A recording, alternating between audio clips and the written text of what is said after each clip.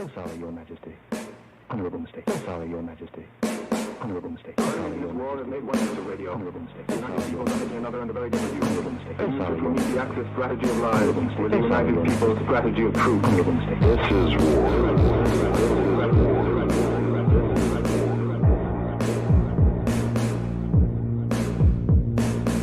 This is war. This is war.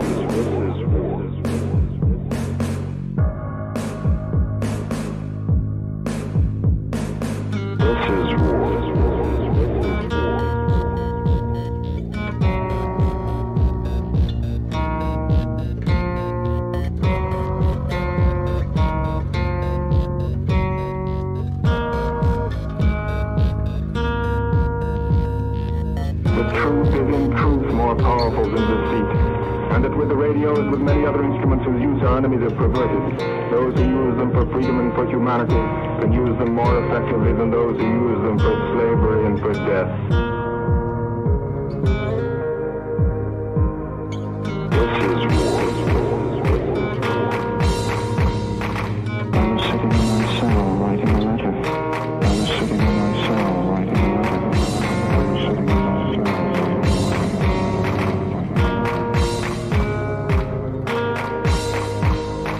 Their purpose at all stages of the game has been to confuse and to deceive, to trick and corrupt and cajole their own people, and to trick and frighten and confuse the people they have marked for conquest.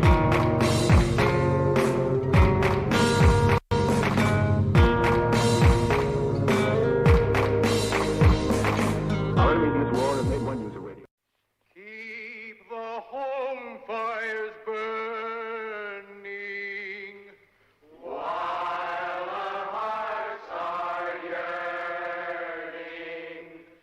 Though your lands are far away, they dream of home.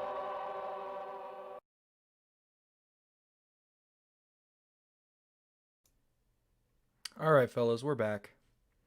Hello, everybody. Welcome to the show. It is Today the Day Media with Evigilans, IT, and War Spirit.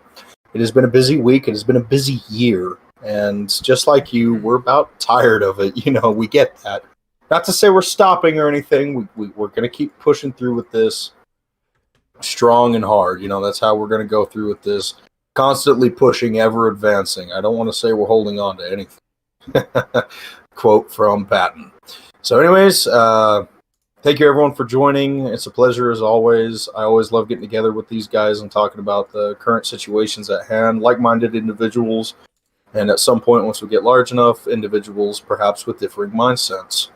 So today we've got listed in the title Juan de Oñate, the statue in Albuquerque. Some controversy popped up with that, including a self-defense situation which involved gunfire.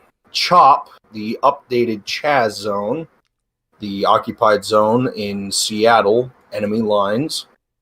The forest fires here locally, from the six-shooter to the Canyon fire to the Bondad fire and so on and so forth. And of course, to clear up some things with the controversial House Bill 0011, or HB 11. You okay there, War Spirit?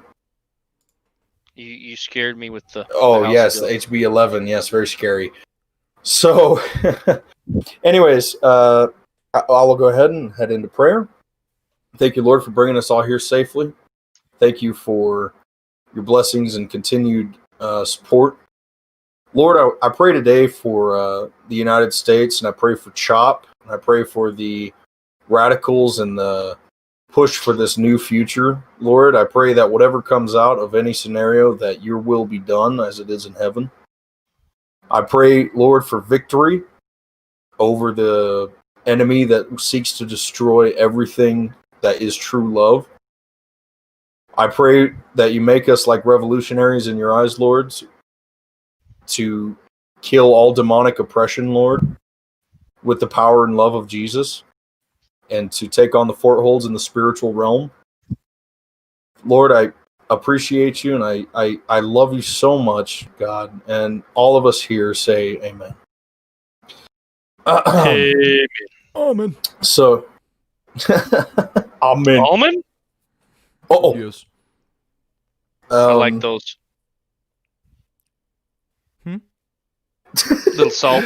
That's a great start. Anyways, guys, so I think it'd be most appropriate to open up with, other than the forest fires being a local thing, everyone's breathing the smoke in, getting that wonderful cedar and whatever kind of, oak and all that firewood, just love that smoke. It's just so freaking cleansing for my eyeballs. Yes. Yeah. Hasn't really bothered me that much, but I've been getting a kick out of, there's a lot of people that have been complaining and be like, my eyes won't stop watering. I'm like, well, yeah, it's smoke. Gee, I wonder why. Yeah, I was about to say, I was a smoker, and I still smoke from now and again, so I was prepared for this, suckers. Jokes aside, It's pretty tragic. Juan de Oñate. Yes, Yeah. Juan de Oñate. Yeah, that's a statue of a Spanish conquistador in Albuquerque. It was a memorial for the people who kind of founded this entire area, the original settlers. A very important part of our history here in New Mexico. I could understand it, but it basically, just like all the other statues, just like Robert E. Lee, just like all these other statues that are going down, it's, it's a bit interesting. Here, however, and I don't know, I'm kind of proud of this state for kind of taking a stand as necessary. I kind of wish that it didn't get violent, but, from the video I've seen, well, it wasn't so much him that made things violent. So, we're looking at... So, during the protest, a man by the name of Stephen Baca arrived there, and he basically... Well, he's sick of it, right? He's sick of the communists. He's sick of the agenda. He's sick of this erase the past, obvious nonsense, agenda. He's tired of it. So he goes over there to basically counter-protest the protesters. And things get out of hand. They get sick of him. They get sick of his mouthiness. And eventually what happens is they start beating him up. They start, chasing him down. A few of the protesters start screaming, "I'm gonna effing kill you. I'm gonna effing kill you." And a skateboard shows up. He gets clocked in the head by a skateboard. He goes down. And that's when somebody to the left pulls out a knife. 2 knives, I think, maybe. Was it 2 knives or 1? It was 2. Was it 2? Yeah, I'm not entirely sure. Yeah. He pulls out 2 knives. The guy on the ground has done everything at this point to, avoid pulling his trump card. He's on the ground. He sees the 2 knives. He pulls out his gun and he fires on the guy with the knife. He effectively... And at that point, of course, the communists scatter like cockroaches. And this one guy goes down. He got shot twice, went down, actually survived, and I believe is in stable and fine condition now. Jonathan, I heard you mention me. Right. I just want to make a little extra to that. It's wonderful. You're doing a good job. I like ITD. It's wonderful. I like it. But hey, one more thing. He actually tried a half a block earlier as they were chasing him to use a pepper spray to stop. Well, where did Trump go? Oh, sorry, he had to go. Oh, I'm sorry about that. He's an important man. He had to get back on. He had to get back on Air Force One, and plus, I don't do a very good Trump. Right. But anyways, he halfway through the block that he was being chased, he actually tried to stop a couple of them with some pepper spray as he was running. And so he did have a non-lethal means. He used a non-lethal means first before he used his gun. Well, he was running. The whole time he was trying to escape. Yes. He wasn't pushing into them. He wasn't... he might have antagonized them a bit, but the fact that they pulled knives on him, see, that's my problem. That negates all arguments right there. That, he came to cause all that trouble and all this and that, and it's like, well, no. And the knives were he definitely was justified with the shooting because they've already proven, a knife is a deadly weapon, and if somebody is within 7 feet of you or 7 yards of you with a knife, that's 21 feet. they are considered a danger to your life. Exactly. I mean, period. I mean, if they are coming at you with a knife, then yeah, they're wanting to kill you. Again, they can be coming at you with a knife. They have to be within that 7 yard. Yeah, they have to be within, like, a Well, he certain was range. well within that. Yes, he was. But I'm telling our listeners, for example, if I'm walking down the street and homeboy's all the way across the street and he pulls out a knife and says, "I'm gonna cut you," well, I can't shoot him. You can at least display your weapon, though, right? Well, yeah. Okay. Yeah. Just to clear But that up. I can't shoot him until he's closer. It makes sense. Yeah. And I would suggest that anyway. I mean, just like so there's not any crossfire. But in the situation, like for the insanity that was going on, he actually landed 2 really good shots. I have no pity for the guy who got shot. Like none, zero. He had good transition too, because he shot and he at just kept the running. first guy. Well, he shot the first guy, and I don't think he hit him, but he hit the ground right next to him and scared the hell out of him. And then he transitioned to the guy with the knives, and that's when he popped 4 rounds to him. So you're saying only 2 of them connected? I believe so. I believe he only that two hits to the guy who had the knives, and I watched him slump like the pathetic coward he is and nearly die, which sadly he didn't. But yeah. And it's like, well, well, you're a Christian, John. I'm like, listen. God said love all people, communists and people. John. John. I'm gonna channel the millennials. No. I have to. If he'd have been shooting in 1911 with the 45, he wouldn't have been alive. Well, I mean,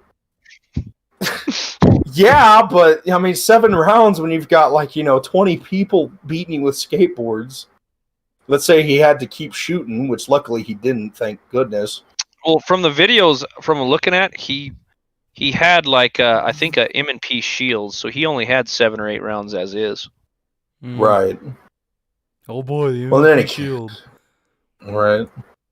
Well, in any case, he survived. He did everything he could. That's the main thing that I want to point out to people. He did everything he could.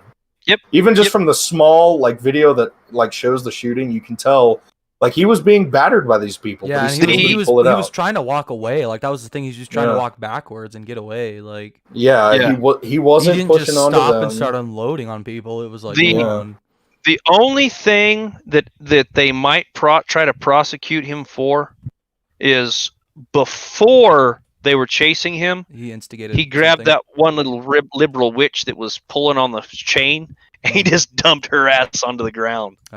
Right. Yeah, possible fight instigation or something like that. It might be assault. He might get assault. Not assault with a deadly weapon, but just assault. Just assault. Yeah, I got you. Yeah. Right, and so that's pretty nuts. All that seeing this guy getting chased by these people. I mean, the fact that they were screaming, "I'm gonna effing kill you," is disturbing to me. And I mean, grounds for divorce. That's these little what you call them, Antifa. Yeah, they're a bunch of spoiled little brats that think that they have this power, and they just got reminded that they weren't near as tough as what they thought they were. Right, and also on an update on that, as we all know, at least me and you, to update our viewers, what happened to the guy afterwards? He did run out, and of course, I thought it was hilarious because the protesters, guess what they said? Somebody get that license plate number!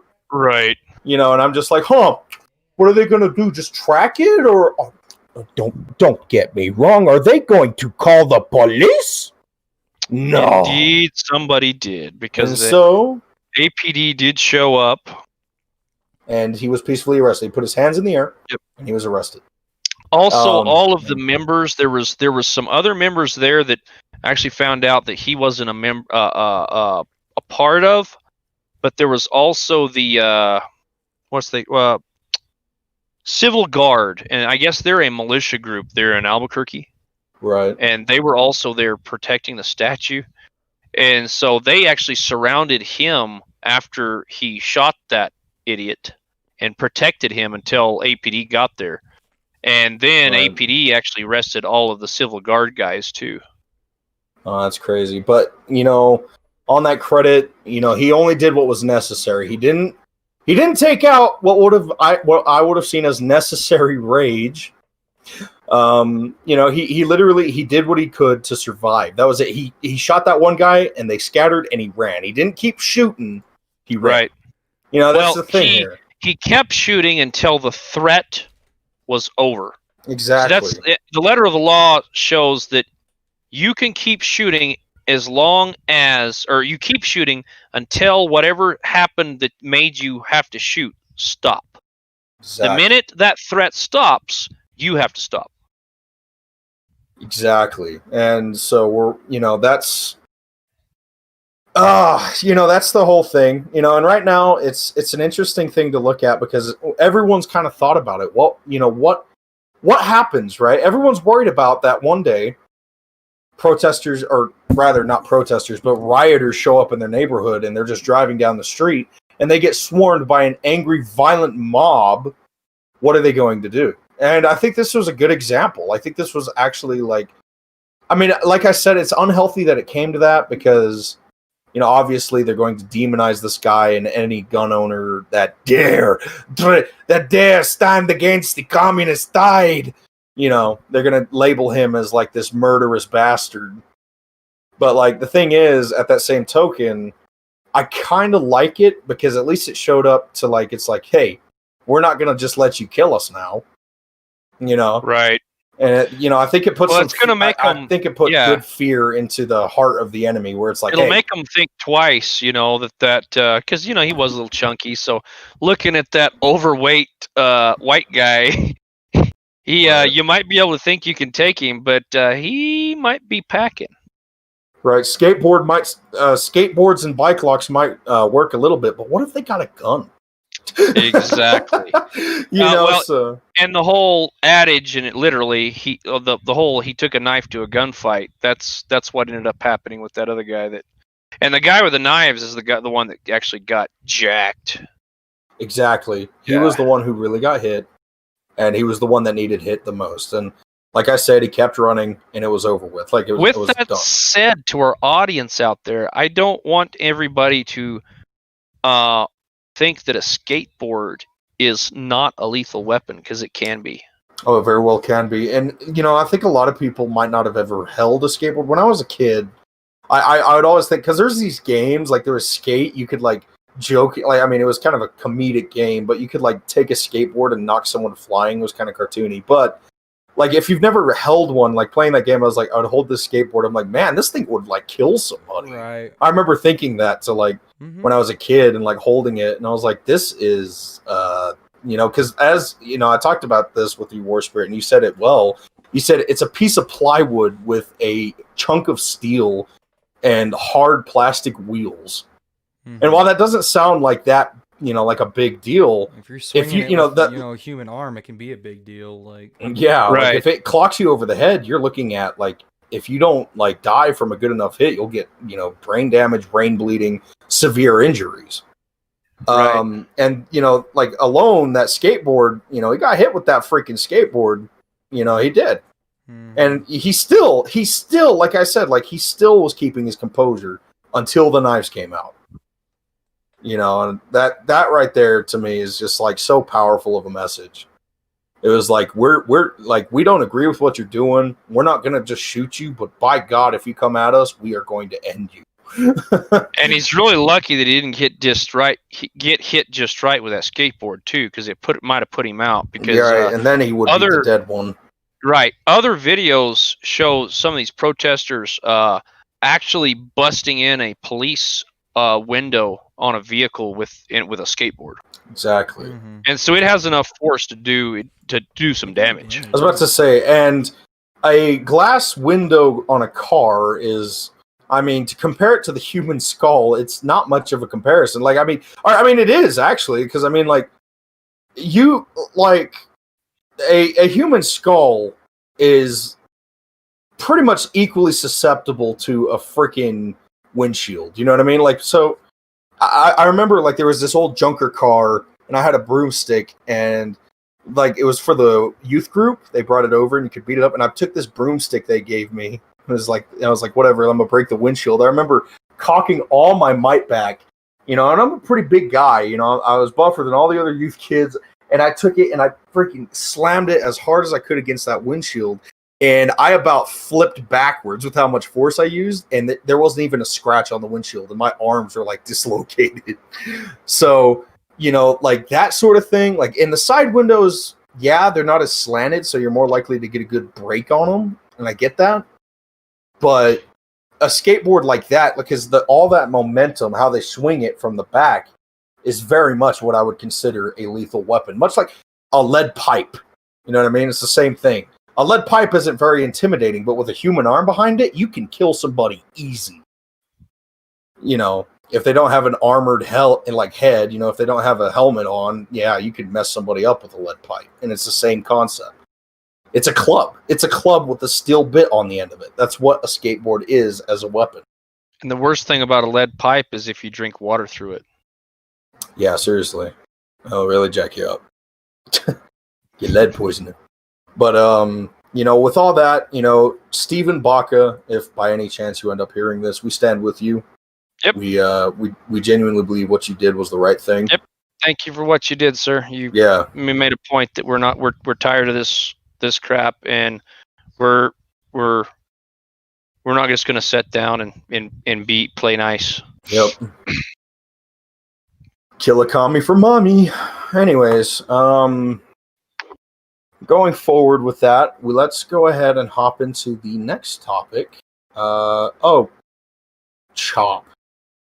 Oh, wait, no, before we go on, Juan de Oñate, the statue, right? So the product of all this, the statue was removed. Yes. It was removed, and really after that, as far as I know, there's still people marching through the streets in Albuquerque and that sort of thing. It's still wild over there. It's like even after the statue, the main thing that started it all over there, they're still causing a ruckus. Well, they just want an excuse. Yeah. Excuse me, I'm sorry, I have a frog in my throat there. COVID. Yeah, I got that COVID. No, it's this freaking smoke is what it is. When it gets nighttime, it starts getting thick again. Right. I can already smell it through the air. That's why I had to turn our air conditioner off. Just say we're all going to test positive for weed because it's freaking Colorado that's on fire. We're all going to be high tonight. Hey. It'd be all right. It'd be all right. Is that to say, let's have a chill cast. Oh, but dang it, John, you made me lose where I was saying. I don't know. Like I think you were saying they were just using it as an excuse. And yes. So they're just like the guys everybody back east and stuff. It's like they don't really care about George Floyd. They don't even care about they got riled up and they're mad, about because the Black Lives Matter movement, this, that, and the other. But a lot of these criminals that are doing these things, especially the looters and stuff, they don't care about all this. They just want an excuse to go loot. Precisely. And all the people in Albuquerque, the majority of them, and I've seen that even before this because they had that one dumpster fire that was there on Manal. They rolled a bunch of tires in the street and set those on fire with also office equipment that they broke into an office, and this was burning in an intersection. It's just people that want to. I'm going to channel a black man for a minute. Act a damn fool. Right. There goes the podcast. Yeah, there goes the neighborhood. A couple comments from Skyhawk39. It says, order of events: 1 hit from skateboard. He retreated. Discharged OC. Hit by skateboard 2nd time. Skater boy drops board. Goes to knives. Scott fires 3 hits. Soft tissue lungs. APD, HAD, plainclothes detectives and crowd that witnessed the whole thing. Right, so APD had plainclothes detectives, and this is true. I actually remember reading this. This is certified that APD had plainclothes detectives, and so even from the video, which I think is funny, that it was a communist filming it, and yeah, it was that served you real well, didn't it? Ball. It's a good question that somebody had on that too. I'm glad you brought that up, IT. is if there were plainclothes there, why did they allow this to escalate as far as it did? What you're asking me? I was just reading Yeah. comments. Well, I mean, Yeah. you know, realistically speaking, it would surprise me if they stepped up and were like, hey, because they'd get thrown in the crowd, you know, just like anybody else. I mean, Right. I mean, and that's a hard thing too. It's like, I mean, until that moment, it's kind of hard to see how far it was going to like escalate. I Well, guess, and I don't that's know how a lot like of things. 'Cause, where they were too. Like, you know, yeah, were they watching this from like 60, 70 yards away? I don't know. right. And that's the thing too. It's like, I mean, these things happen 0 to 100. You know, Oh, like yeah. in the blink of an eye, all that you know is that there was a skateboard, And there were some knives, and then someone's on the ground. That's all you know. and that's why everyone needs to realize that the police are not there to protect you. Exactly. And I'd like to plug the Facebook page real quick for any new viewers we have. That's facebook.com/ITTDM. That's for Is Today the Day Media. It's an abbreviation. So anybody who's new to the page, go ahead and follow us on Facebook. We'd love to have you. We're a lot more active on there. And yes, we agree. You know, that's in the APD right now. You know, I think they handled the situation to the best of their ability. You know, they actually have done a really well. Oh Well yeah, job. I'm not saying they did a bad job. I just was curious on that. And they did. Oh, so they took all those other guys into custody, but also all of the militia members have been let go. So Right. you know, they asked them some questions, you know, whatever, and then let them go. And it was you that was saying, John, that the state police were actually wanting to pick this Yeah, back up. how suspicious for Michelle Lujan Grissom. Huh. So after the state, like as far as I understand, after the charges were dropped, and everything, the state police just like they sent a request to APD. They're like, "Hey, we noticed that you're trying to do the right thing here. So do you mind if you know the party takes over the investigation?" And you know, so that's that actually happened. I don't know how far like it went. I don't know if they actually got a hold of it or not, and I don't know how far the state police are willing to intimidate APD to let them do that, because I can tell you right now, if the state gets a hold of that, the little goons under Michelle Lujan Grissom, this guy's going to get charged with like something ridiculous, like, dare I say, and we can use this as a tradition or transition war spirit, a felony assault. Ah, yes, it could be. And speaking of felony assault, John, that's precisely what the officer got charged with that shot some piece of crap thug in a Wendy's drive-in. Right.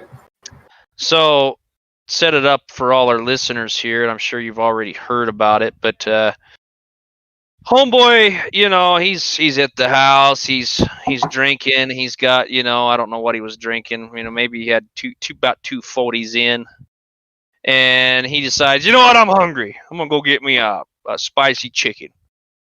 And he drives up to the Wendy's, and he's like, well, you know, why go in, you know, let's just go to the drive-thru.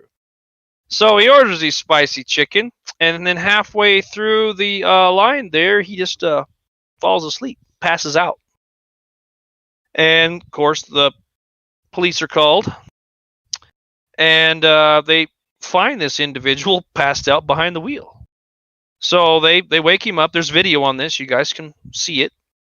And the police are very cordial.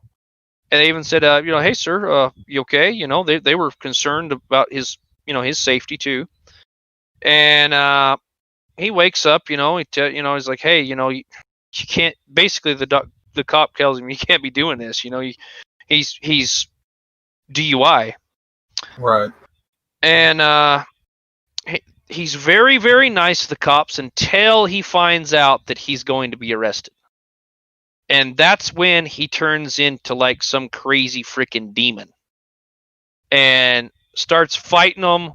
Both the cops try to throw him down, but he wrestles them and actually gets a taser away from one of the cops and gets up, starts running. And then he looks back and points the taser at the cop and actually discharges the taser. At this point, the officer already has his gun drawn and fires into the assailant.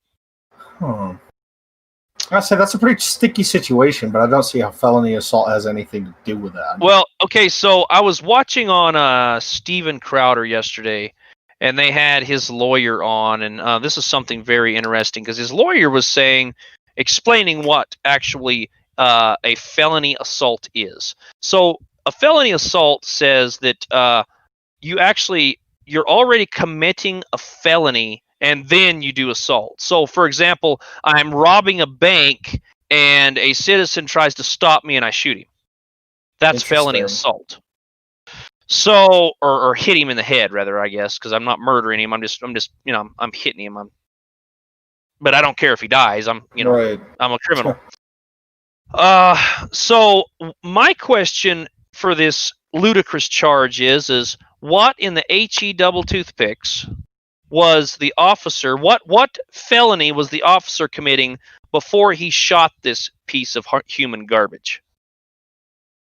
That's hard to say. And I mean, like, I know you're being very hostile, but it's like, I mean, the way you described it seems, and I'm sure there's more context to it. Like, maybe I need to watch the video to see how hostile he was being. I don't really know because, like, from the looks of it, it's like, if you just lay it out like that, someone's going to come up and say, well, like, who deserves to get shot for falling asleep at Wendy's? He was okay. So here's the thing: he had to drive there drunk, right? And he could, which means he could have run into somebody, killed some little kids. Yeah, and I don't really have much. I don't really have much. I have no sympathy for him. And here's the thing: he pointed a deadly weapon at the police. Now let me give a caveat there. You might say, well, war spirit, it's a taser, it's not a gun. But time and time again, the liberal left has tried to put things against officers when somebody's died because of a taser, and saying you didn't have to tase them. That a taser's a deadly weapon. But now they're saying, oh, well, it was just a taser. So you cannot have it both ways. I agree with that. And I mean, to the degree, it's like, I mean, if you don't want to get shot, maybe don't pull a taser on a cop. I'll be right back, fellas. Sorry. Okay, copy that. You're fine, buddy. Also, see, another thing they're saying, well, he got shot in the back. Okay, so here's...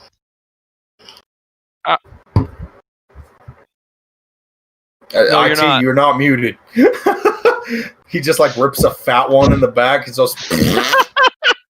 But so here's the thing. So the way the shots hit, it appears, like they shot him in the back while he was running. Oh, he is muted. I'm sorry. He's on OBS. We sound like dumbasses right now. Oh, okay. Yeah, just ignore anything that comes through his mic. Okay, I'm sorry about that, guys.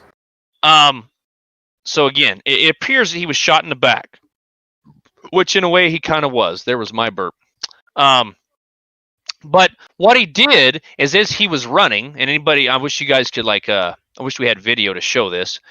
When you're running, you can, turn your torso back and point a gun at somebody. Right. The fact that someone did a photo shoot of that. They got like two plastic guns, and they showed how you can turn back and point. Right. And like, to me, that's an immediate, like, like that to me as knowledge. It's like, well, if you're running away from someone and firing behind you, that's what you do. It's not impossible. To say that it is impossible is ridiculous. The fact that someone had to go out and do a photo shoot to make it abundantly clear saddens me. Yeah, I've done that. I've played airsoft and done that before. Yeah, exactly. Someone's chasing me. Yeah. Yeah, especially when someone runs out of ammo and chases after you with like the wooden axe. That's what I used to carry airsoft in. Dear Lord. Yeah, I had fun with that. I would it's like, I'm out of ammo, but I got this, and they're like, no. But anyways, I agree. I think the cop was justified in that. I know that normally, like 5 years ago, talk to me, I would have been like, well, that's BS. It's a taser, Alrighty, folks. Because hello, IT. But like the fact that someone had to actually go about and make a photo shoot of someone being able to turn their back is just like, has nobody ever handled a firearm at all? here's something about the police tasers too. They're a lot higher voltage than something your average citizen can get a hold of. And so if you were to shoot somebody like in the face with a taser, you could very easily probably kill them. Right. And so it very well could have hit that officer. And that's why the officer drew his weapon when it was fired, because he didn't know if he was hit or not. And so here's another thing too.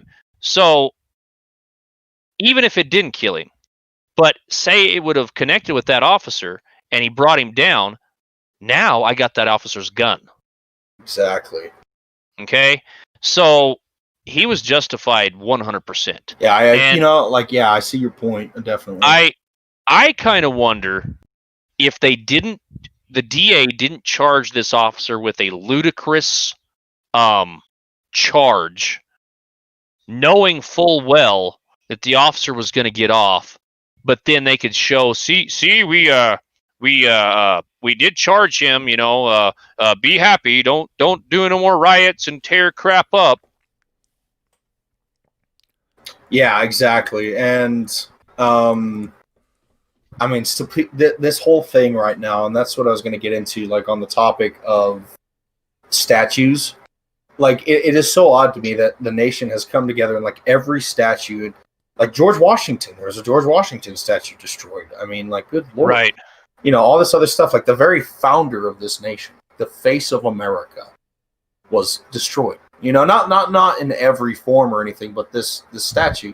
And I was saying, like, all these statues are being targeted. What next? What next? So what I'm looking at this here, and you put it well while we were doing the preparation, War Spirit. If you've ever read 1984, one of the ways they actually went about like controlling the masses was making them forget their history. I don't think this will be effective in our lifetime, but the next generation, exactly, precisely, they're not going to know. Right. Unless we survive, which is not what the New World Order wants. They want us dead. They want to get rid of us so the next generation can be their little slave bots and don't ask questions. Because they'll never know what freedom was. They'll never know what heroes were. And it's just the new normal. Well, and me and you talked about this earlier this week, John, and when you're young, sometimes you have a certain view of different things. Like you might be, and statistically, the younger generation tends to be more Democrat. And I had actually somebody, some buddies of mine at work asking me that, I wonder why that is. And I laughed, and because one of the young guys, he's a little bit more liberal than some of the other older guys. And I say, I used my best Chinese kung fu voice, and I says, "'Cause you lack a wisdom, young grasshopper." And everybody started laughing, but in a way, it's true because they haven't seen these things. They haven't been out in the world and seen how real life works. And when you see how real life works, you realize, oh, communism wouldn't work. Because when we first think about communism, like, well, wouldn't you want everybody to have a house? Well, yeah, I want everybody, not have a roof over their head. I don't want anybody to be out in the streets. And wouldn't you want everybody to have food? Well, yeah, I don't want anybody to go hungry. But the thing is it doesn't work. Mm-hmm. Right, and there's just logistically, it's failed. I mean, look at Chaz. Well, I mean, and this is falsely attributed to Churchill. It's actually, I don't think it's recorded anywhere who said it. But if you're not a liberal when you're 25, you have no heart. And if you're not a conservative by the time you're 35, you don't have a brain. Right. And actually, you took the words out of my mouth because I was actually even thinking about Churchill. Yeah. But it's very true. When you're younger, you might tend to have these thoughts and tendencies, but then you actually have real world experiences, and you're like, oh wow, that doesn't work. And I often bring it up because I it's not to say that I understand, because even I think in my younger years would have been like, this is nuts, But like I often talk about how like I often had like socialistic like ideology when I was like my 15, like from my age of like 12 when I first started delving into politics to my age of 17 or so, I wouldn't say I was left, but I was definitely not right. You know what I mean? So, and I was saying like, there was a lot of things I'd say, you know, and the main thing that I did, and I look back on it now, is like one of the main things that I feel that a lot of people have been manipulated upon is that very rebellious urge. Anything that's not part of the system is good to game. You know what I mean? They put their thumbs up. That must be what the best option is. So it's like capitalism is apparently what this system is in their head, right? So they look at this and they're like, well, capitalism must be bad because, you know, whatever, the system is bad. I could agree with them on that much. Yeah, the system is really bad, but I can't attribute that to capitalism. So what they do, and this is straight out of Marx's book, they take young people because they do have that idea that you just said, and they use them as the spark and basically the pawns of their war. Precisely. Oh, hello. We have some new comments on the thing here from Skyhawk what do we got? 39. Let's not forget that the taser is classified as less lethal, and it's not non-lethal. Right. So to make that clear, let's not forget that a taser is classified as less lethal, not non-lethal, so that it can kill somebody. You know, just like a beanbag shotgun. You know, you can kill somebody with a beanbag shotgun. It's just less likely to. Yeah, you could also, you know, Right. die in your sleep. I mean, just saying. Yeah, exactly.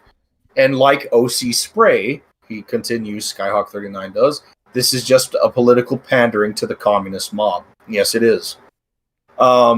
And, you know, again, we actually talk about this, and it's kind of like going in circles, because, like, these people are walking contradictions everywhere they go. Everything they do, everything they say is just nonsense. It's immediately contradicted a week later. The cops are evil, racist Nazis, so let's give them our guns. Mm-hmm. Yeah, the cops are evil, racist Nazis. Hey, let's get that guy's license plate number. Yeah, exactly. Call the police. Yeah, right. Call the po-po, you know, and it's just like, yeah, and it's like they always are so like adamant on their ideology until SHTF. They have no ideology. It's a pulp culture thing. It's all it is. It's pathetic. It's literally, well, you know, Jim Carrey said socialism was kind of cool, so, you know. Jim Carrey is literally my spirit animal. Yeah, you know, it's literally, it's Reddit and Tumblr just coming together. What is hilarious about C.H.O.P and all this other stuff is every ideology that they have, every liberal ideology that they have literally gone against. Yeah, seriously. So they're against guns, but they protect their borders with guns. Right. They're against the wall. Yeah. They protect their border with a wall. Correct.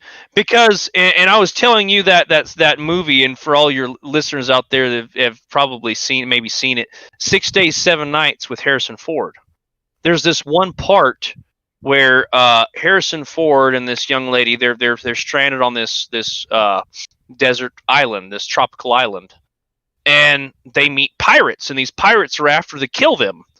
And at one time, you know, they're running, and he's like, man, if I only had that gun, because this AK-47 falls into the water. She says that if you only had that gun, and Harrison Ford turns to her and says, I thought you were the type of girl that was against guns.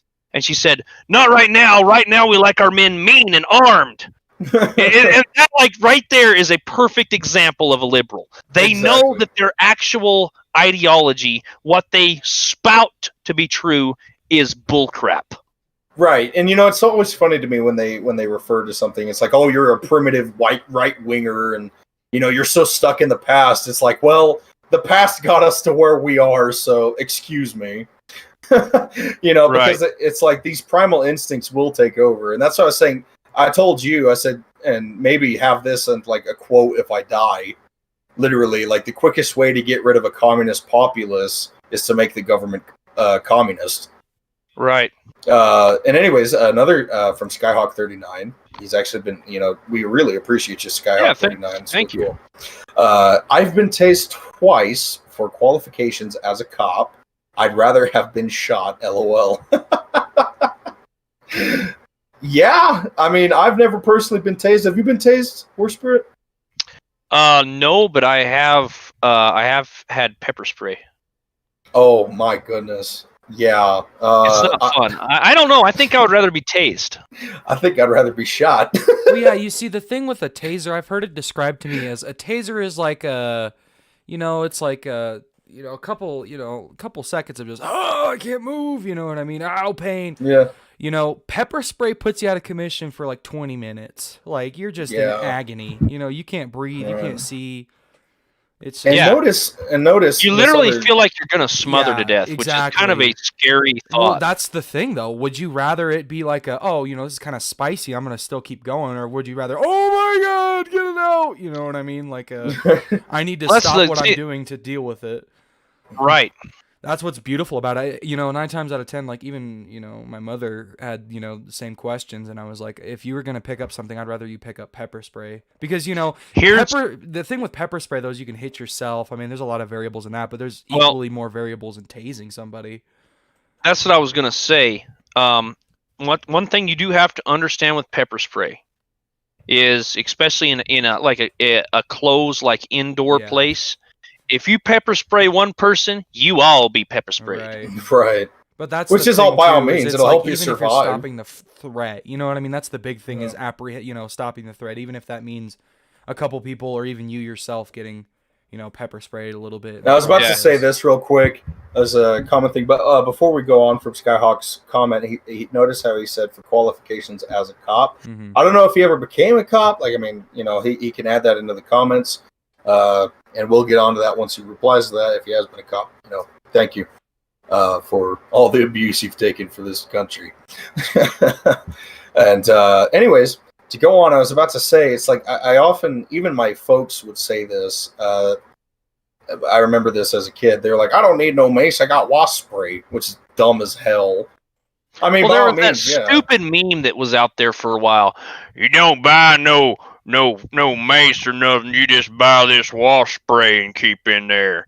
Well, first of all, mace or pepper spray is designed to stop somebody. He was a cop for 6 years. Cool, Skyhawk. Cool. We appreciate Thanks, you, man. Skyhawk. Thank you for your Yeah. service. Second of all, if you spray somebody with pepper with something other than something that's designed to stop somebody, the family could very well come back and sue you. Exactly. So don't use wasp spray.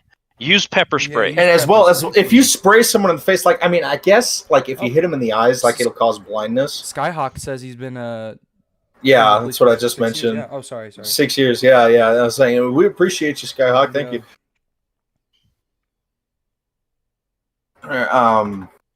And the thing I was going on with that, it's like, yeah, it might get in their eyes and blind them, but the immediate pain isn't really there.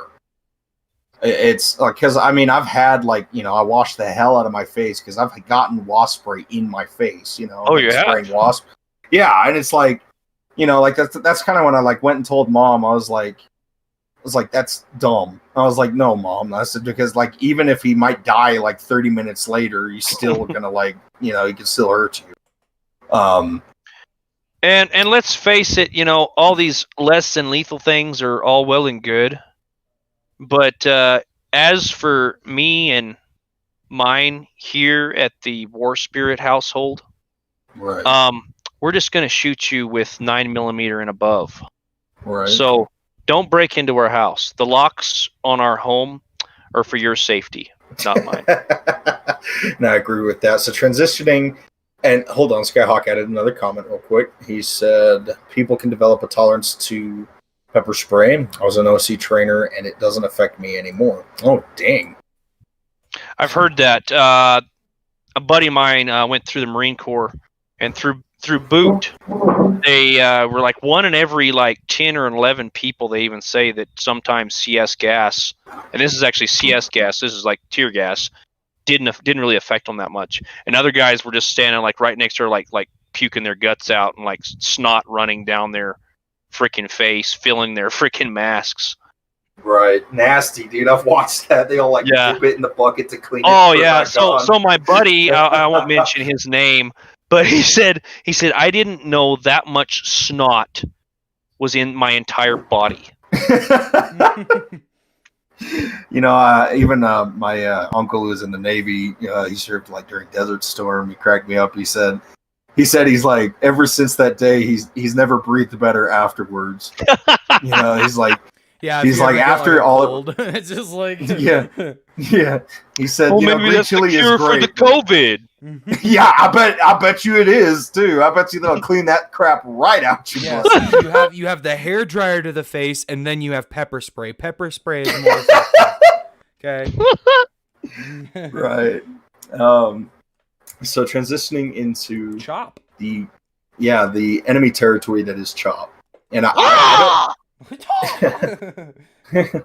And so C.H.O.P, previously named Chaz, and that's kind of where I want to start off on this foot, is actually kind of interesting. Chaz stood for Capitol Hill Autonomated Zone, which basically implied that they took it over, it's their zone, so on and so forth. The government is, within all realm to bring in the National Guard. So with that, they realized that if they kept presenting it as an occupied area, which it is, don't be fooled, that they could very well get curb stomped by the National Guard. So what they did is they changed it to C.H.O.P, which now stands for Capitol Hill Occupied Protest. Yes, occupied protest, yeah, but they're so, still yeah. occupying. So me and another guy was talking about this, and he was in the Army just today, and he's like, it's still bullcrap. They should still send in the guard because they're still occupying this place. Like, for example, when Germany went into France, they occupied France. Yeah. Okay. When they went into Poland, they occupied Poland. Yes. So when our guys went into Iraq, they occupied it. Right. And it's like, excuse me, no, none of that. And I mean, part of me is like I said, C.H.O.P and Chaz is kind of like one of those weird double-sided swords, which a lot of these are, and that's why I like to talk about them. Because, like we mentioned last podcast, what if some like right of center people tried to occupy a territory? It wouldn't have lasted long. Like there would have been. It's already happened. Yeah, exactly. It's called Waco and Ruby Ridge. Exactly. And Ruby Ridge was messed up because that was just someone's house, dog. They weren't occupying anything. They held it. And that's what I was like, Ruby Ridge, that should have been, and you want to talk about something to riot about? There should have been those ATF, whatever dudes' heads on sticks. Yeah. That was evil, dude. And I was about to say, like, I'm all for cops and everything. Like, that's fine, but the ATF needs disbanded. I really do not care for them. I am not a fan of any federal agency for the most part. The exactly. feds, no. Yeah, I mean, and that's kind of where I draw the line. I was like, Andy Griffith, yeah, cool, but the feds and all that, no, don't like them. That is another voice I can do. I can do Gomer Pyle. Gomer Pyle from Full Metal Jacket? No. You see, Full Metal Jacket, the gunny, the sergeant, calls him Gomer Pyle. Oh, Gomer Pyle is a character from Andy Griffith. Is that cop that was kind of a goofball, the comedic effect? No, not the cop. That was Barney. Barney Fife. Oh, Barney. That's right. I'm sorry. It's been a long time. Gomer Pyle was the gas station attendant. Oh, the big guy. Right. Hey, Andy. Golly. Right. And so, anyways, to go back into it, they changed their name to C.H.O.P. And the situation in C.H.O.P is still interesting. Like, as far as I know, it's quote-unquote peaceful. I mean, basically, think of it this way. It's like a millennial goofball Woodstock of hippies right now, and they're just kind of like kumbaya, except without the my lord because they hate Jesus. But going into that, like, you're looking at all this stuff, they realize that there's been a food issue. With their whole socialist programs and everything, that the food issue is, well, it's a bit rough because the homeless people keep stealing food, and finally, because people kept making fun of them long enough that, it was like, well, you guys don't know how to garden. They decided to prove the world wrong. Here we go. This is the garden, ladies and gentlemen. Right. So if you look at your screens right now, we're pulling up a picture of the garden. It seems legit. Do you have that picture? Yeah, I too? have it pulled up. Cool. So they actually have a picture. We have a picture of this garden, which is about the size of a shack, but not like a decent one. It's literally, yeah. So I can see it now on the screen. It's a very, very small garden, which, mind you, these people like who were leading the organization and everything were like, so we'll take food donations, but please only donate soy and vegan food. Which, like I said last podcast, and I'll say it again because it cracked me up, the idea so much. I want to leave cheeseburgers outside of the border and say, come get them. I know you're hungry. I think though that we should have some police officers right there and say, you have to hug this cop to get a burger. Yeah, you have to hug this cop to get a burger. Come on, we know you're hungry. You want some of that meat. So not only am I making them like change their values of veganism, but they also have to be nice to a cop. It would just be perfect. Yeah, and so this small garden is pathetic, and it doesn't even look like they dug. This is what cracks me up. They literally took like a small plot of land, and they poured a bunch of like soil from probably one of the stores they looted, and then they like got some plants from the Walmart garden center that they looted, and they just threw them in there. And it's funny because this is actually a complimenting photo, because the other photos I've seen are actually like these plants are like lumped over, they're dying, they're dry. Why? Because nobody, again, the flaw with socialism, nobody wants to take care of the damn thing. Well, not only that, it makes me wonder, like, do they even know, have they ever done a garden before? Do they know how much to water the plants? Do they, did they put any kind of fertilizer into this soil? What kind of soil is it? It's like Mike Bloomberg when he said, "Oh, farming's easy. All you do is you take the hole, make the hole, put the seed in, cover it, add the water." No, Mr. Bloomberg, it's actually a little bit more detailed than that. Right. In fact, there's whole universities that have classes on it. Yeah, It's called studies. ag. Yeah, horticulture You can have an ag degree. and still Right, have a plant die. Yeah. Right. Right. And I mean, this whole thing, like, is so hilarious to me because it's like, I don't know, like, because we talked about this and I was like, I don't mean to, like, put them in, like, this, like, where I'm speaking for them and just making fun of them in a way. Oh, And I honestly, don't mind making fun of them. it's like, but rather what I mean to say is I don't know if their intention with this pathetic garden is to feed the entirety of C.H.O.P, because if it is, Like, it's like the moment like one of these things show like a resemblance of like a tomato or something, bye tomato. Somebody's gonna hop that fence. Yoink! Take it. There's one thing, gentlemen, that I have seen through this that gives me hope. What's that? One day, when we truly do have a Walking Dead type scenario, all these morons are gonna die. Don't even need Walking Dead type scenario, dog. When communism is established, they're all gonna die. Because none of them know truly how to make a garden. I guarantee none of them know how to put in a hard day's work. Well, like I said, they didn't even dig. Like from this photo that I'm seeing, they didn't even dig. They literally just poured the soil on top of the grass. That's a terrible idea. Oh yeah, that's just it. It's like, well, if you're stealing crap, you could have went ahead and got a shovel and cut up the sod and rolled it back, and bet you some money, like looking at the size of this thing, that it was one guy, like it was just like one guy or one girl or something. Like they got this bucket and they poured it out and they like spread the soil around and they planted some seeds down and they looked around and they're like, how come nobody's joined in to help me? Probably, and they just kind of like quit. They were like, they probably wanted this to be bigger, but they were just like, let's put the fence up. I'm done. They're like, I'll get back to it tomorrow, and then they never did. And that's another exact reason why socialism doesn't work.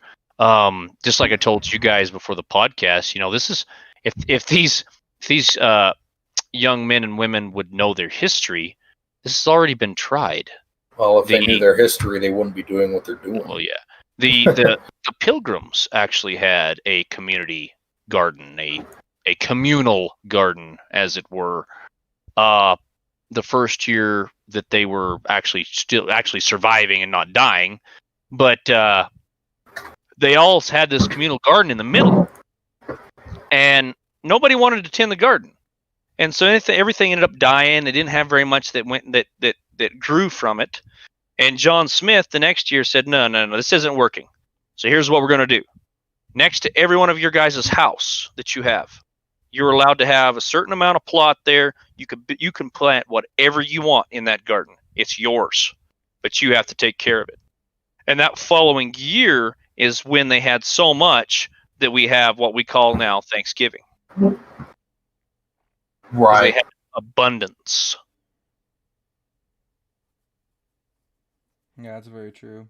And it's even like just communal things just end up not working. Everybody ends up taking, that's one of the things too. Let's see. Skyhawk39 says Stage probably stole the plants from someone's apartment window garden. Those plants didn't grow that tall and die in a week. Yeah, you're probably right, Skyhawk. That's what I was getting at. It's like, there's no way I'm going to believe that any of these people actually just had seeds of their own. And you're right, they didn't just grow, that they were stolen or whatever. And it's just this goofy thing. And even in this picture that we show, if you look closely, yeah, these things are not doing well. There's like 2 plants to the right that look like they're doing okay. That's the thing with gardens, man, is there's so many variables. I mean, like nitrogen, phosphorus, and potassium, like those levels have to be, A-okay. You have to test the pH levels of the soil. There's so many variables in growing plants and getting good healthy plants that, it's a pain in the ass. Yeah, so right now, the situation in C.H.O.P, like, I'm hoping it sizzles down because it has served as an inspiration. Sizzles down. Well, of course. Insane right now, and I'm annoyed. I'm pretty sure. Yeah, because annoyed. You know what I mean? It's just. Here's the question I want to ask. So they're extorting business owners. They're saying when business owners leave C.H.O.P and come back, they have to pay a tax to get back into their homes. They're doing that. They got these walls up. They're protecting these walls with AR-15s.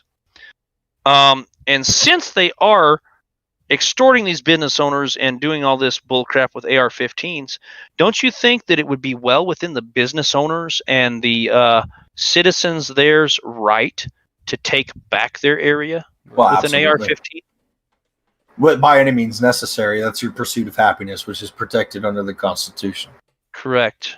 By any means necessary. And that's, I'm going to leave it at that. By any means So my next question for the two of you and maybe for our listeners also. Comment from Drama Pink Girl. This garden looks sad. Yeah. Aww.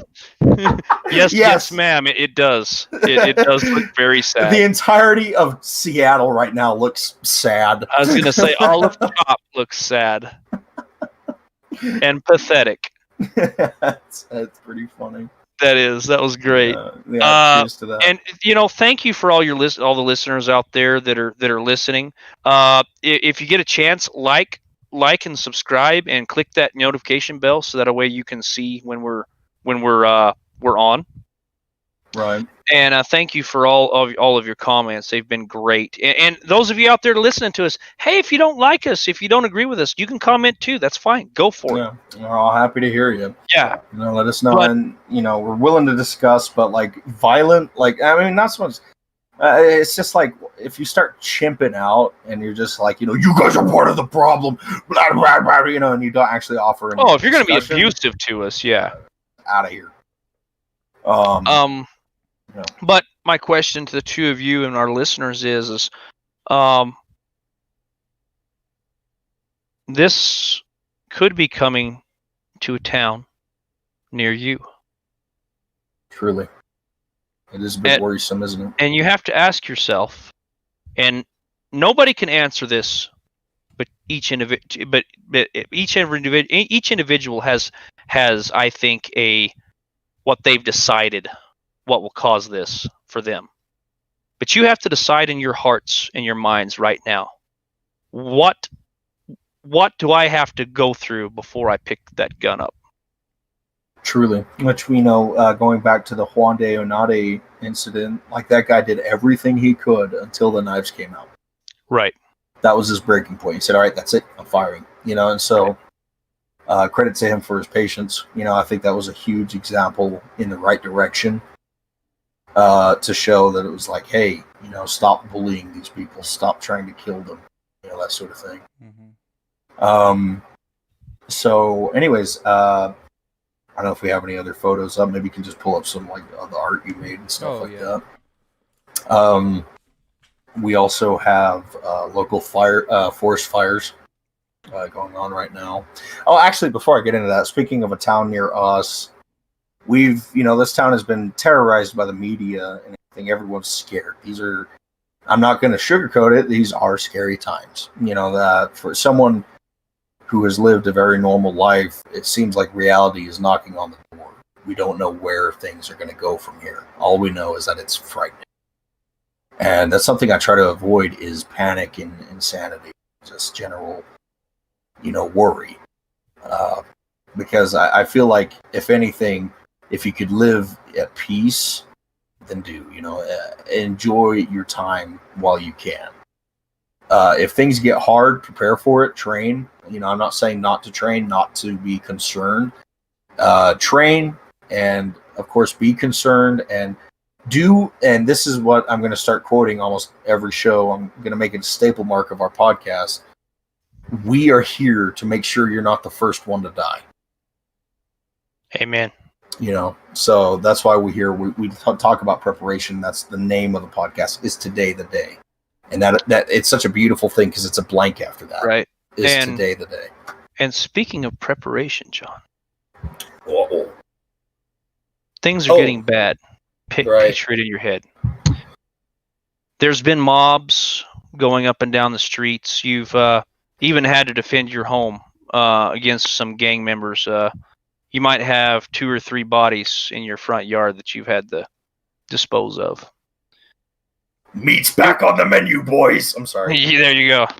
But you've decided that your ammo might be a little bit dwindled a little bit, and you think, well, I can't stay here for very much longer.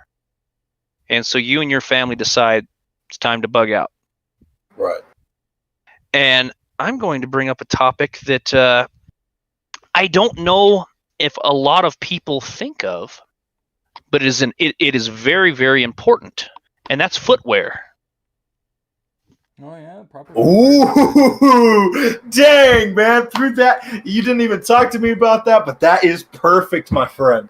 Yes, footwear is probably like, out of every piece of clothing, backpacks, gas masks, everything ridiculous, even guns. Guns, of course, being very important. Footwear is essential for being able to get somewhere. Right.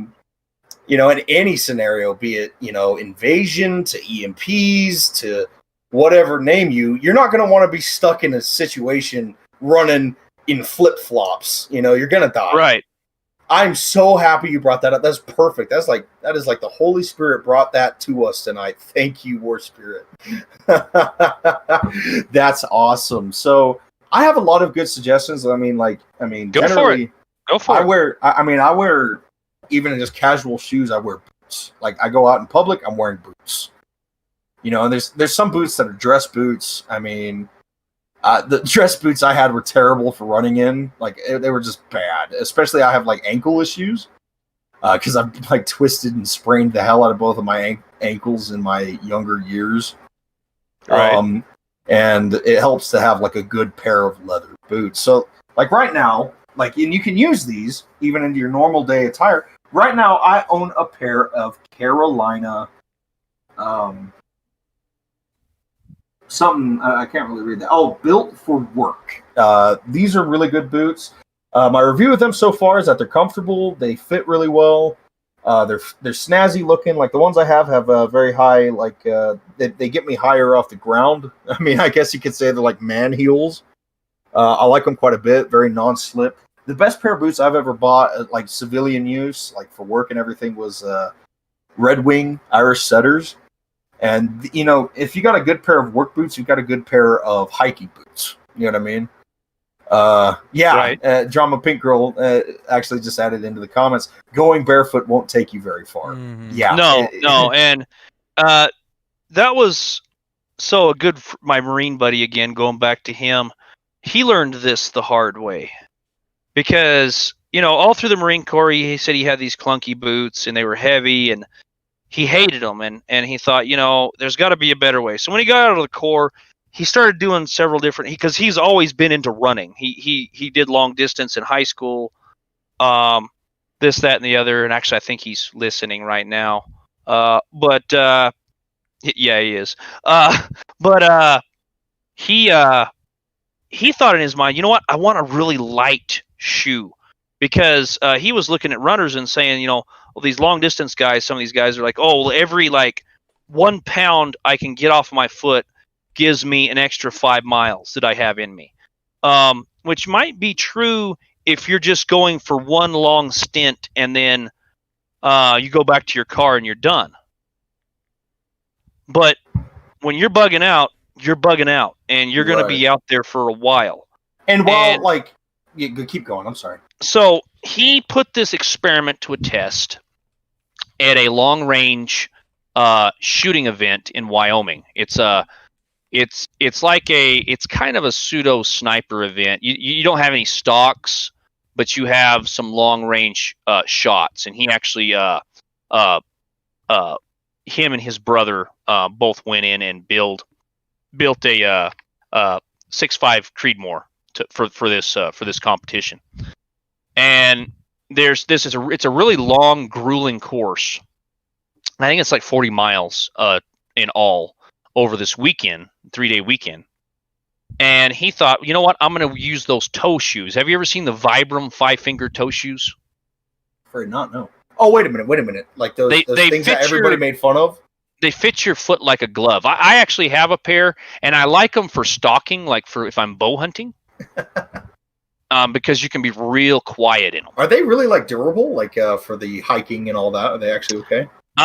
Mine are finally getting a hole in them, but I've had mine for 3 years. So, the situation I'm talking about, because, my fear with those, other than being made fun of in public for wearing such a goofy-looking shoe, I mean, by all means, tacticality over appearance any day. I was always worried about, stumping my toe on rocks and things like that. Well, you can, but again, see, I don't use them just for, blazing through stuff. I use them when I'm taking very deliberate steps. Okay. Good stealth shoes. Yes. That's pretty cool. But he used them just for like hard rucks and stuff because he thought, oh, I'm gonna keep my feet light. All my gear is gonna be light, so I can charge on and be ahead. But what he ended up finding is in that rocky terrain up there in Wyoming, his ankles were taking a toll. And he got to the point where he was so injured, they actually couldn't finish the competition. Jeez. And he's a very competitive individual, so it hurt him bad to finally give up. Right, I understand that. Yeah. So he has learned that you need to have a good boot that supports your feet. And also, our special ops, our special forces have learned this, and of course, regular military too. The reason I say special forces is the SEAL teams have actually gone to a brand called Salomon. Interesting. I don't know if you guys heard of Salomon Boots and shoes? I have not. Let me go ahead and look that up. Oh, very nice. It kind of reminds me of Keens. They there's some that are, but they got a really aggressive. Most of them have a pretty aggressive sole, and so they're great for rocks and dirt and that kind of thing.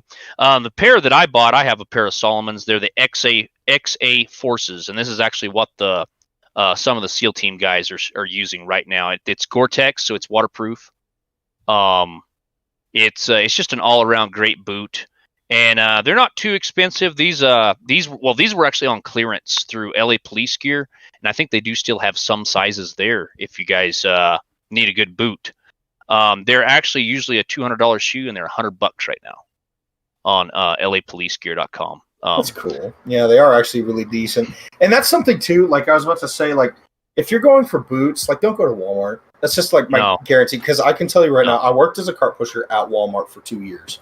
And I would buy any brand at Walmart that I found, from Brahma to anything else at Walmart that I found, they all gave out within like a month. Caterpillar. I used to be an electrician's helper. I bought a pair of Caterpillar boots from Walmart. Yeah. They didn't last.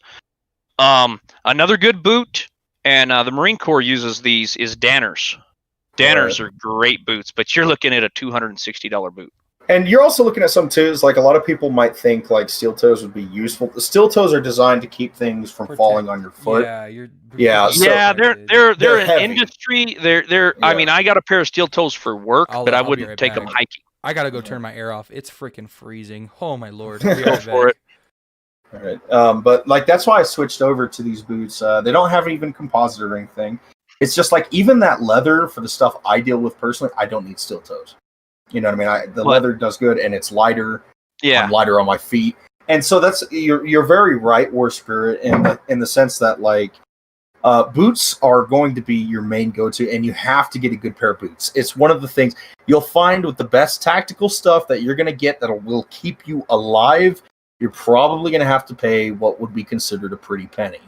Well, and you know, it's surprising how many times people will do this. They'll have a $2,000. I've seen it on the range. They'll have a $2,000 Gucci AR, and they have crap shoes. Exactly, like they have these like sandals. Yeah. So the Danners, I would recommend. I don't have a pair, but several friends of mine have them, and they love them. They're called the Reckoning. Danner Reckoning. That's what the U.S. Marine Corps is using right now. They're a great, tough boot. Another cool thing about Danners is, especially the Reckoning, they're all 100% made in the USA. Right. So you're not only getting a good boot, you're supporting American-made products, which is kind of a huge thing right now. Yeah. So I mean, like that's the thing. Like Ariat's an awesome brand. I strongly support Ariat. Red Wing's good. And these Rocky. are civilian brands. Any tactical boots you can get, like military-wise, are of course made to where you can move and keep the same pair of boots for exorbitant, like years at a time. Rocky SV2s. I had a pair of Rockies that I put at least 100 miles through before I started having problems. Right.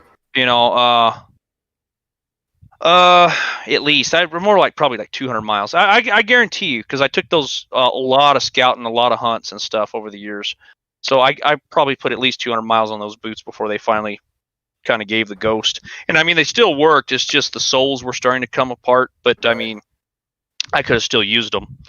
Right. And this is an important thing that I want to bring up. It's like, so you want shoes like that are a balance, right? You want boots, right? As a starter, you want boots. Yeah. Right off the bat. And so what I was getting into that, it's like, don't rely on boots to keep you moving. You have to have that strength within your body as well. And what I mean by that is like, because a lot of people are like, well, I've got these Nikes. I can shit and get just fine, Like I can move like fast, but here's the problem. You take up Nikes in like, areas that have been like torn apart or anything, they're going to be all torn up, your shoes are going to look like the landscape. Right. So like, that's the thing. It's like, yeah, you can get moving really well, but the problem is you can't keep moving. So, right. Boots are a good balance. And if you get that training in with the boots, train like you fight, if you get that training in with what you're going to be wearing, and I mean, to a degree, like if anything, if you run even with tennis shoes, like on a treadmill at the gym, you're going to do good with boots too, And so what I mean by that is like, seriously, boots don't rely on just being able to move quickly in a short span. Be like, the main thing to keeping alive is moving constantly. Right. never stopping. You know what I mean? So boots all the way. And as you were saying, War Spirit, sorry. Well, and I'm just giving people more options. The Garment T8s, I have a pair of those. I still have those. They're great. I will give you a caveat to the Garment T8s and these Salomon boots. Certain boots have a break-in period. If you guys haven't ever actually put some real miles in some boots that are actually designed for hiking and or like major outdoor use, sometimes, more often than not, a boot will. I gotta put this. When they're made, they're real stiff, and so you have to break them in with your foot. And the only way you can do that is to put miles on them. Right. These Solomons, I took them brand new. Me and a buddy of mine, we went this spring shed hunting for elk and deer sheds, and I put about 15 miles on them that day. But they actually rubbed a blister on the back of my heel that made me when I was done, I was bleeding. And at first I was like, oh man, I don't know if I like these or not. But the thing is I tried to break them in one long stretch like that. So what I actually recommend to people is if you got a pair of new boots, just take them to work for a day. I don't know if you work in an office or whatever. If it's somewhere where you don't have to wear steel toes, wear them around the house. Take them for a short run, and actually build up for that. And don't be like an idiot like me and try to take them on a 15-mile hike. Right.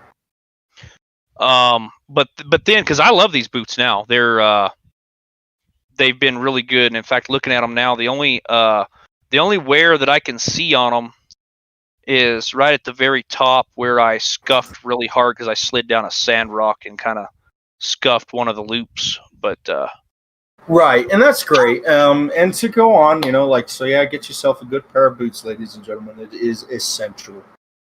If anything, even if you can't get a gun, at least be able to run. You know what I mean? Right. So that's good. To go into something, forest fires locally. We actually got some pictures. I actually failed to send them to IT before we started the show, but if you go to facebook.com/ITTDM, you can find my pictures that I was right under the fire for. I got to see the canyon fire pretty much point blank. Freaking awe-striking. I was like, wow! Because I'd never seen anything like it. It was this massive blaze, and the smoke was just this plume. It looked like a nuke went off just a mile, that way. And, like I said, I was closer than a mile, too. I was literally walking distance to this thing. Wow. It was cool. In a weird way. Not to say that, a fire that's destroying things is cool, but I was just saying it was awe-inspiring. Right. And so that one's actually really big. I don't think they've gotten that one under control. I think that's the biggest one of the bunch, because you also have the six gun fire, which I haven't gotten any footage on. And then you also have the Bondad fire, which I haven't seen.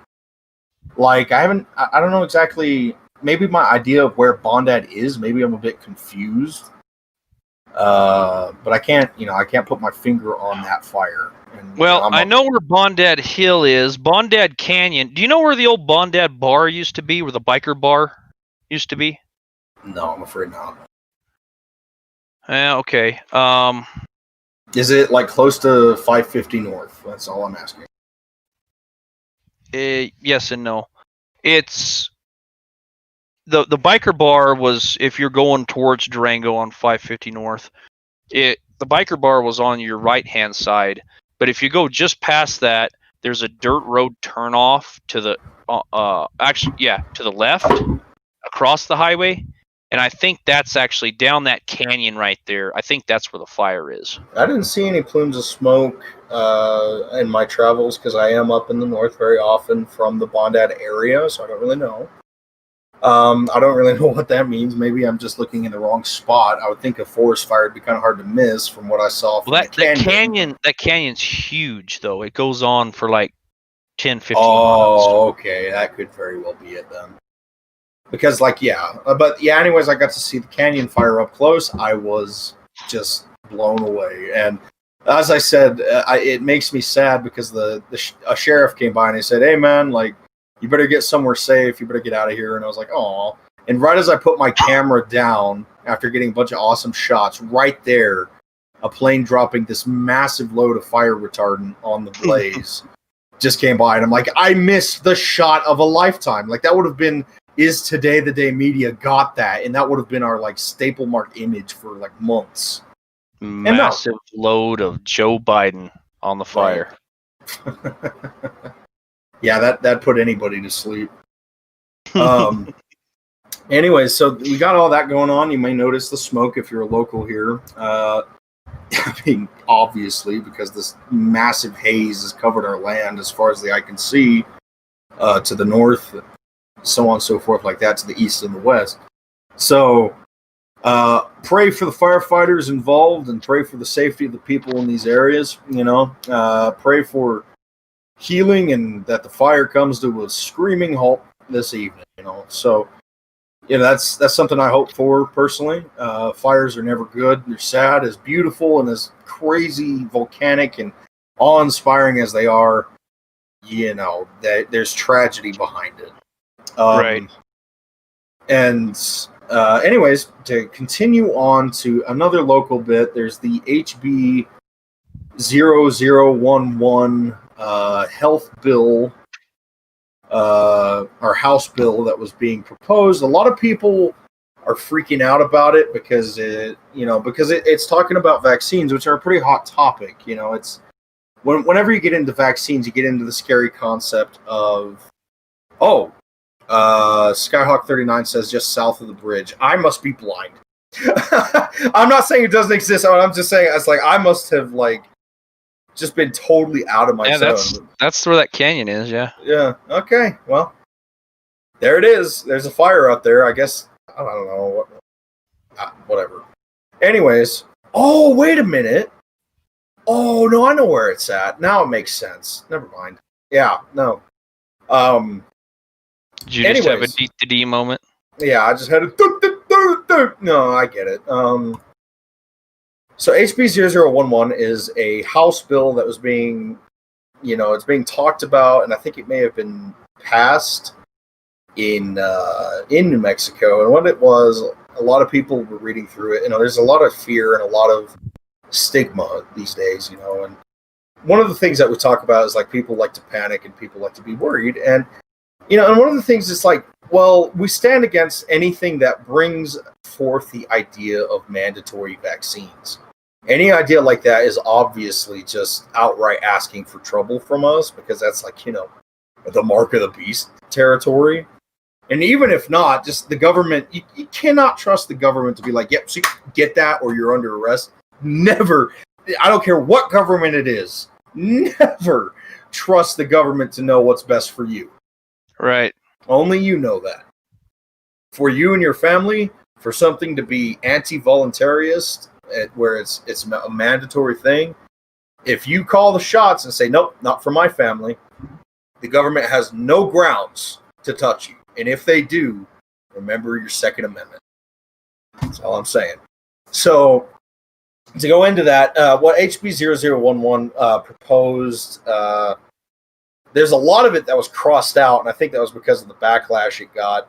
Right now, what it proposes is basically, IT put it best. It was like you're going to have a lot of people waiting in line to get a vaccine, like if the COVID-19 cure comes about, right? You're going to have like people in lines that stretch for miles, And so in order to deal with this and kind of soothe things up, from what I can tell, looking at it, is that what they wanted is they want to be able to mitigate this. They want to be able to make it where people who want to get the vaccine can get it, is basically what I was looking at that.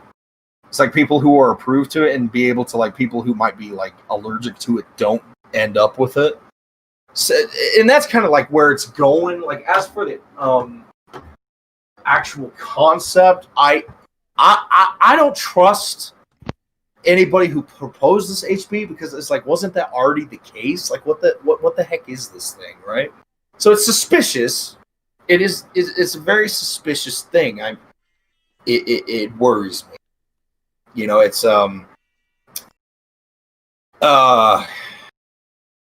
whenever these new things come out with health, you always have to be suspicious because that's one of the fronts that the left and the deep elite, and we're talking like, we're going deep into the iceberg of what the New World Order is. That's the main front that they're going to push. Make you weak, make you fragile, sick. Right. Because a sick populace and a controlled populace, it's not very good at the whole revolution thing or insurrectionist thing. So, but if there is, certain like different chemicals and stuff, and we was talking about this earlier this week, spilled out and it's radioactive, wouldn't it be kind of cool to bring like some turtles and a rat over there? Yeah, it would be pretty neat. See how that goes. Super, the Teenage Mutant Ninja Turtles from New Mexico. Would they wear sombreros? No, they wear feather hats. Oh, gotcha. Yes, because that's exactly right. Because Oñate got taken down. Right. But what was it? Pope? Yeah, Pope, the man with no right foot. Now, anyways, is that the one? No. Well, Pope is the Native American that's statue that's in Santa Fe that they're saying now, since Don Day and Oñate was taken down, they're saying, well, Pope needs to be taken down too, because he was the one that fought the Spaniards. Exactly. Fair is fair. Fair is fair. And anyways, it is an interesting time and an interesting place to be in. I do suggest, and if anybody's listening, actually send us these links and stuff like that. Good on you. You keeping your eyes open. That means you're paying attention, and we love it when our listeners send us information because we're busy. We have jobs. We work. We go to school. At least IT does, and all this different stuff. And so we don't have time to just be looking at this stuff all the time. So if you guys can be our eyes and ears out there, we'd appreciate it. Exactly. Like we want to make a community out of this, an effort, a movement. We want to turn this into a movement. Right. And like I said, one of the first steps of making sure you're not the first one to die is keeping your eyes open. Awaken, my watchman. The devil prowls. What are you doing to stay alive? So. Yep. And like from Terminator Genesis, if you're listening to this, you are the resistance. This is John Connor. Yeah, and I still like that Red Dawn clip we had for one of our promotional videos that's on the page, the NOO, whatever. It's from Red Dawn. It was the chair is against the wall. That's chair right. is against the wall. John has a long mustache. So that's right. For all you people in the occupied zones, this is your podcast. The watermelon has 3 seeds. The watermelon has 3 seeds. All right, Piso Machado, as I always say.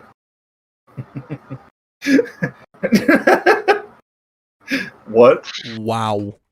That's all I have to say is wow. And whenever our folks were mad, me and my buddy always had this.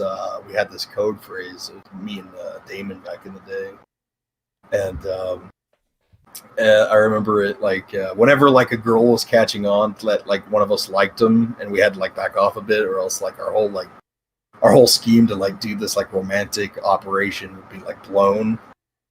She's getting suspicious, guys. So we'd say the peanut butter is turning into jelly. The peanut butter is turning into jelly. And it's just goofy stuff like that. You should do one of these podcasts. Yeah. What's that? Yeah, to be a kid again. The best years of our life, I strongly believe. I mean, unless you're in an absolutely like terrible place at that time. They could be sands for the hourglass. Mm. So goes the days of our lives. Truly, man. Truly. That's pretty deep. Let's just get broken together. I just want to be really sad tonight. Yeah. So now we're kind of freebasing it. We kind of covered everything. So appreciate you, everyone who's watching. It's been a wonderful podcast. And that's our thing, is like we rely on our viewers. We're only as strong as our signal. That's something I'd like to push out there. We're only as strong as we reach. So any hand you throw out there, any hand you throw out there to spread the signal, you are part of us. You are ITTD.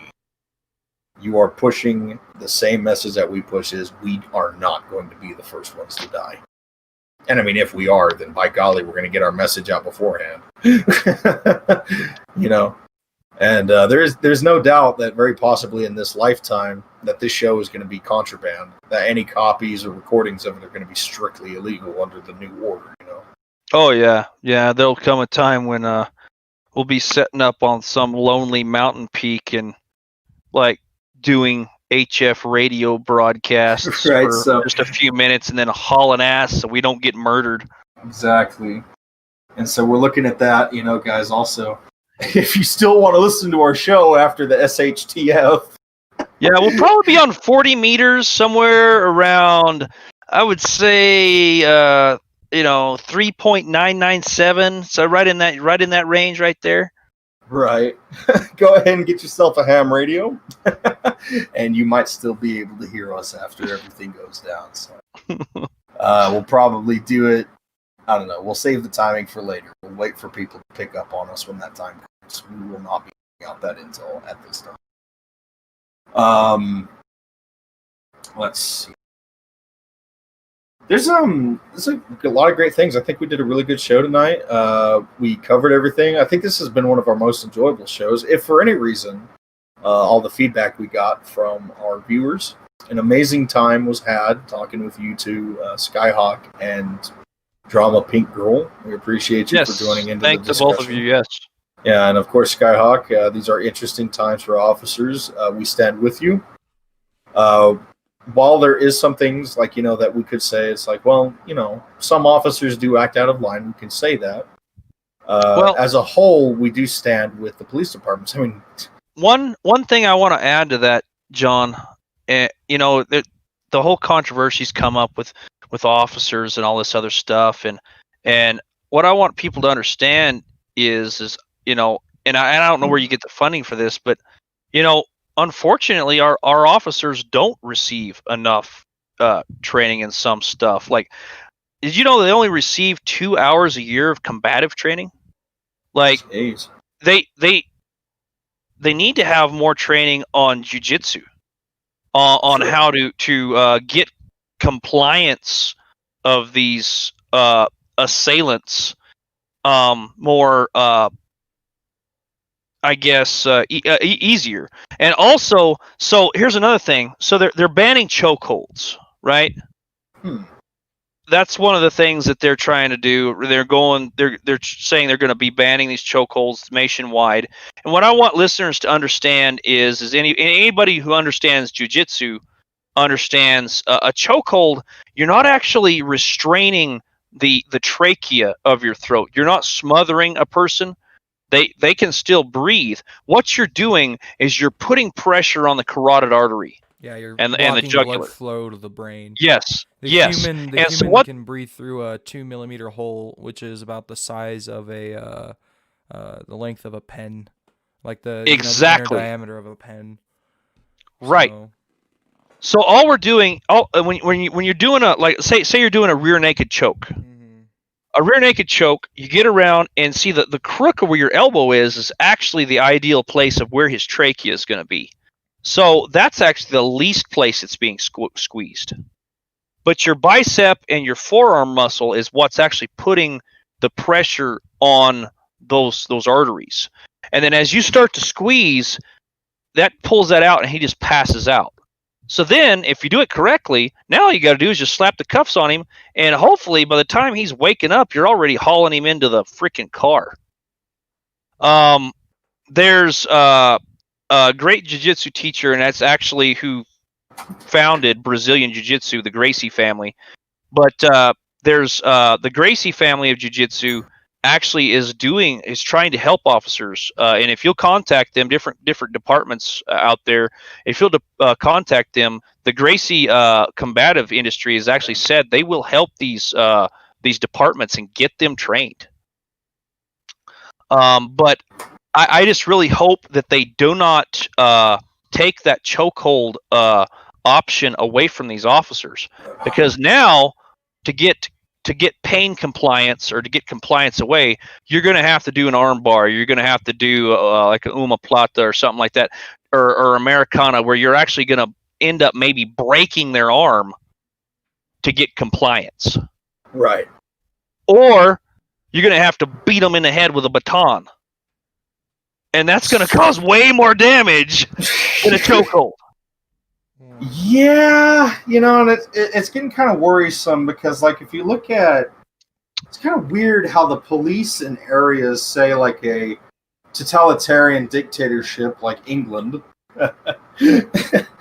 how these officers are just completely stripped of, like, any ability to, like, properly defend themselves.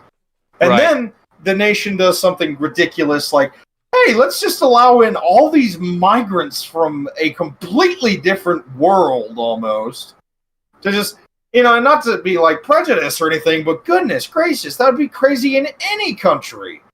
To just allow these migrants in, and then it's like, well, the cops don't have guns, and I mean, except like in specific scenarios, and so like all these dudes are running around with machetes and acid buckets, and these cops are just like, you better quit. Hey, you better quit. I'm going to call the queen on you. Stop it. And it's just like, it's ridiculous. It's like, and that's what I think they're trying to do with our police department. So our police departments can't actually set up defensive parameters to stop an invasion of some kind. Like, I think, and who's to say where it comes from? Like, I think it could very well be a federal movement, or like, and say, it's, like, and United the key Nations. problem with that is going back to a few years ago when the Charlie Hebdo incident happened in France. You have a bunch of Islamic extremists that get pissed off at the comic Charlie Hebdo because they were making fun of the Prophet Muhammad. And so they come with fully automatic AKs and rocket launchers, RPGs, and blow up the comic place. And then when some of the cops arrive, the French cops that are unarmed cops, they mow them down too. Oi, soccer, stop it. And so Skyhawk actually added another comment. Blood chokes aren't even taught in New Mexico Basic anymore. Respiration chokes were dropped in the 60s. Oh boy. Right. And again, it's just like that weird thing where it's like, why? Very rarely, except in that one dude who got, like, what was it? That one guy who was selling cigarettes got choked out and died from it. Well, again, he couldn't breathe. Right. And he had a medical condition. Right. But they were on him. They were on him. They had their knees on him. They were holding him down. There were several on him, so he couldn't breathe. Again, if a chokehold is done correctly, like a rear naked choke, and it is a blood choke, if you know how to do it correctly, you're not hurting that person. Anybody that's done jiu-jitsu has been choked out, and they're okay. Exactly. And it's just one of those things. It's like training can always be done better, and not to bash on cops, because they've already. No. I want to get these. I just want to get these officers the training that they need. It is, to me, a travesty that we expect them to go out and do 100% all the time, but not given the training. That's like giving my 7-year-old daughter my Glock and telling her, okay, you're going to do an IDPA tournament today. I want you to score perfect and beat out this state match guy. Right. Exactly. And that's you pretty much covered exactly where I was going with that. It's like because the states and wherever they need to give just as much as they need to give good equipment to officers, they need to, if even give, like I personally just let the free market handle, let the police department be able to supply their guys with what they feel is appropriate. You know. And I think the department should do that, but then also like again, like places like Gracie's Combatives and all these different places, I think that there would be companies willing to help these departments and give these departments, or even in just as individuals, deals. The free market provides even training. How many times do you see like a discount for military and law enforcement? Pretty common. But we gotta get that out there, and also as officers, if you're any officers out there listening, I urge you, because right now maybe your department can't afford it, but go ahead, take the initiative and get some more training if you can.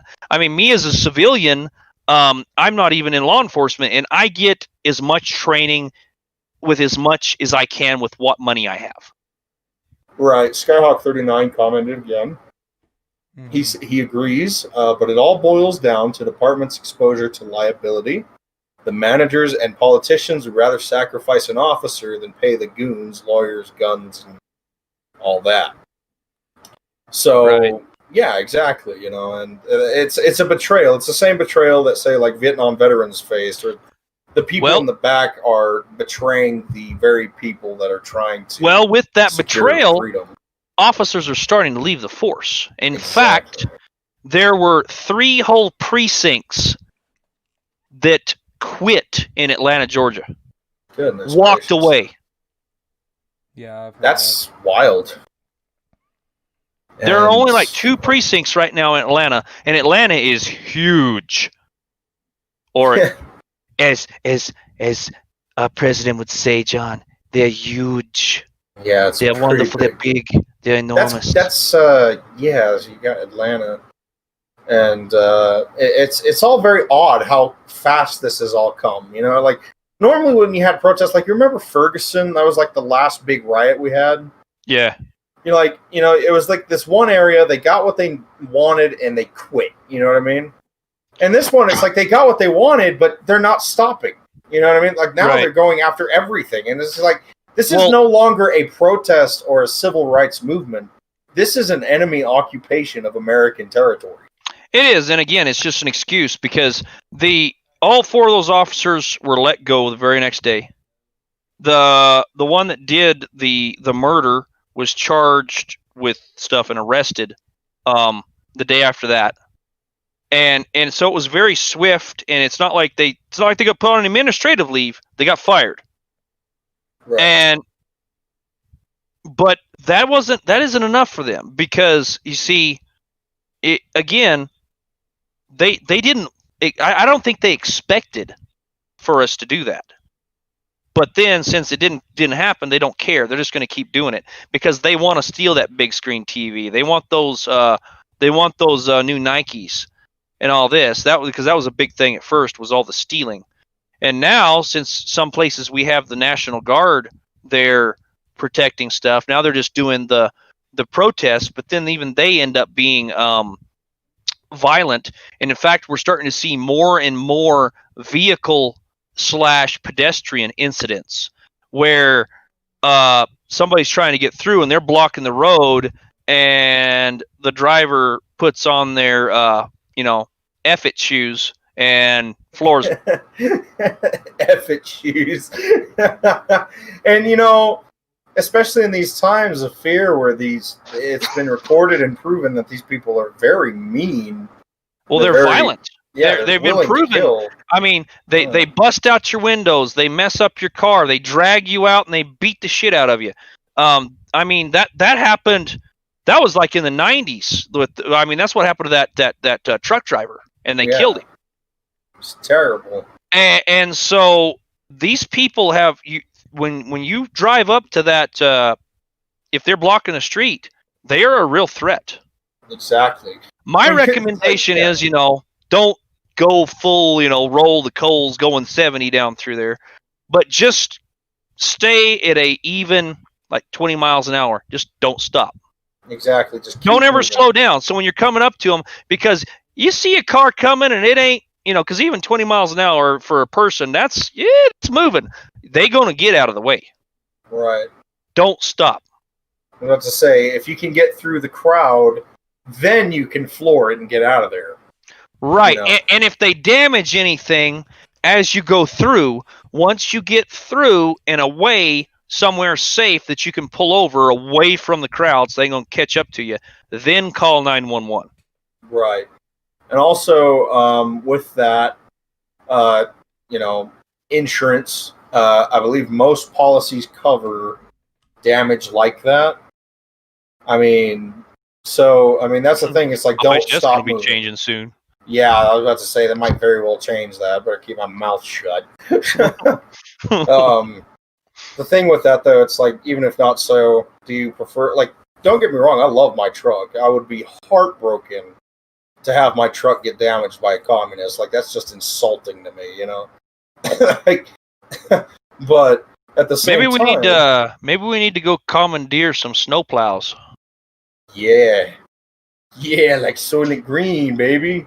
I don't know if you ever watched that movie, but I have not.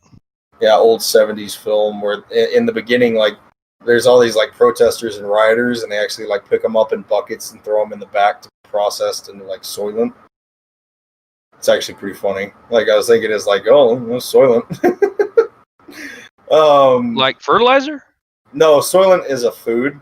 Okay. It's like, so in that movie, like, yeah, in that film, like, there's no food left on Earth except for Soylent. So like, someone like there's a scene where somebody's got like a piece of meat and it goes for like $3 million. Wow. And so like, what somebody finds out, because like nobody really knows what Soylent is made out of. It's just cheap. It's the only food around. It keeps the populace alive. But what they find out is that people go to these like centers and like they just disappear at night, and they like, they get turned into food. That's basically what it is. You can actually volunteer to become you can actually volunteer to become Soylent, like euthanation program. It's an interesting little dystopian flick. I really got a kick out of the originality. It's up there with like Logan's Run, with like the old 70s Bizarro films. Because I know you like, I know you like films, and the 70s had some really bizarre films. The 70s had some weird films. I haven't seen all those films. Right. Yeah, food. It's made of people, as Skyhawk says, and people. It's what's for dinner. Yeah, Soylent Green is people, and so I was thinking that would be kind of funny to like reenact that scene. It's people. Papa John's. Papa is the pizza. Yeah. Papa John's. Better ingredients, better people. Papa John's. Dang. Hey, we were on a zing that one night, man. What were you saying? With what? I don't know. We're doing like a bunch of different like quotes from like companies and stuff. I think it was like COVID or something like that. It was like call something. It's my cough and I need it now or something like that. I don't know. But it was like we're doing this like goofy COVID special, and I don't remember. But we had like some zingers. I'll have to go like dig through the bar chat to go find them. I like the better people, better. Yeah, better ingredients, better people, Papa John's.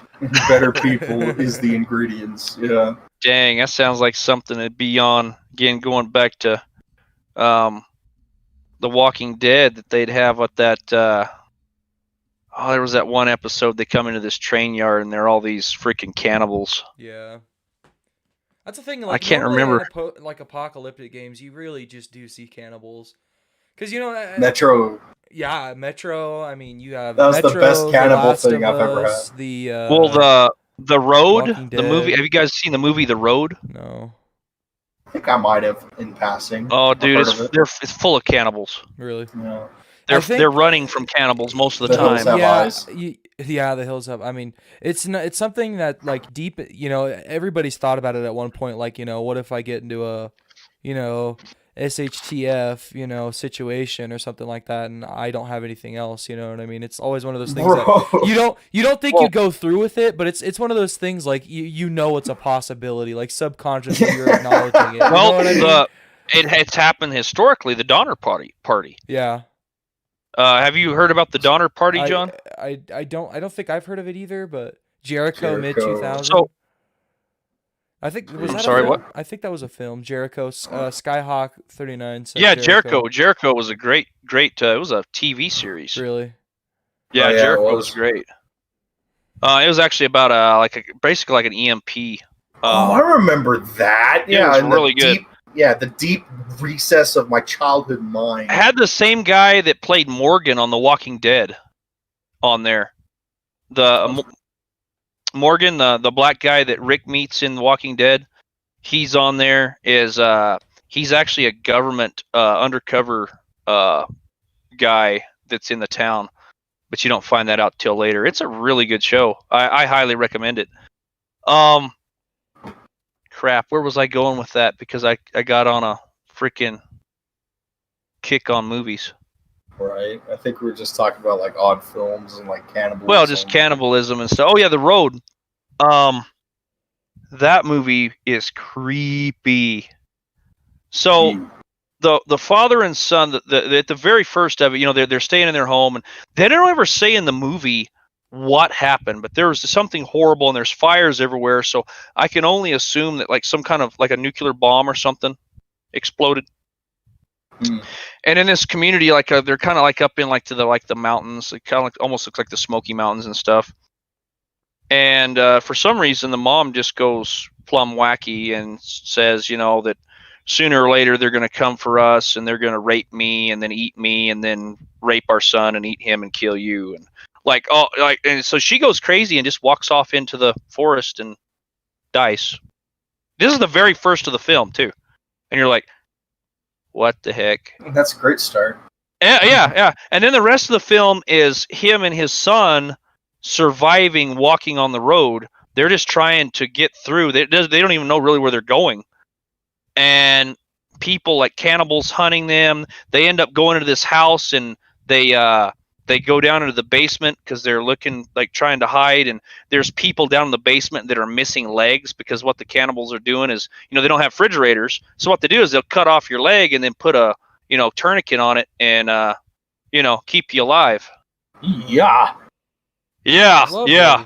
Wow. It's a doggone Skinner gang.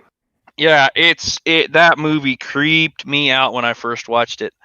But at the very end of the film, the dad even ends up dying. Gets an infection from this guy that was actually roof camping this street and shooting people with a compound bow. Oh.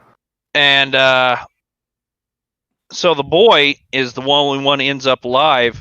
At the very end, he finally makes it to the coast, and he has this pump shotgun, and he walks up. Actually, no, he has the pistol. The guy that walks up has a pump shotgun, and he points the pistol at this guy. He's just like a family guy, like he has his wife and his daughter with him, and he's all, "Whoa, son, I'm not gonna hurt you." And he said, "We're just passing through here. You can go whichever way you want, or I can see you look like you're kind of had a hard time of it. If you want, you can come with us." And he said, "Well, what if I don't want to come with you? I have one advice for you, son. Stay off the road." And that's how it ends. That's actually pretty cool. I'll have to watch that movie. It sounds really Yeah. cool. Oh, it's good. It's good, but it's freaky. That's pretty crazy. I say cannibalism was a great way to end these dark times. Would you guys say we were all like three stuck in a cave? Yeah. Take care, Skyhawk. We're gonna wrap it up. Cheers to that, man. Bye, Skyhawk. Yeah. So I wonder. I might know Skyhawk. Anyways. Going down with things. What was I gonna say? Would you guys say we got stuck in a cave, right, or something like that? Would you guys eat me? No. Even if you were really Are hungry? you still alive? Well, no. I mean, if I died, I don't know about that. It depends. I'd have to be psychologically drained, but You'd have to be hungry. yeah. I mean, that's why I eat cheeseburgers, to keep the spirit of America alive in your stomach. Mm. Anyways, it's 10:59 o'clock America. Thank you for joining everyone who has watched, and please join us next Friday at 9 o'clock, same time, Mountain Standard Time, 9 o'clock. Go like our page on Facebook. That's facebook.com/ITTDM. Facebook.com/ITTDM. That's It's Today the Day Media in an abbreviation.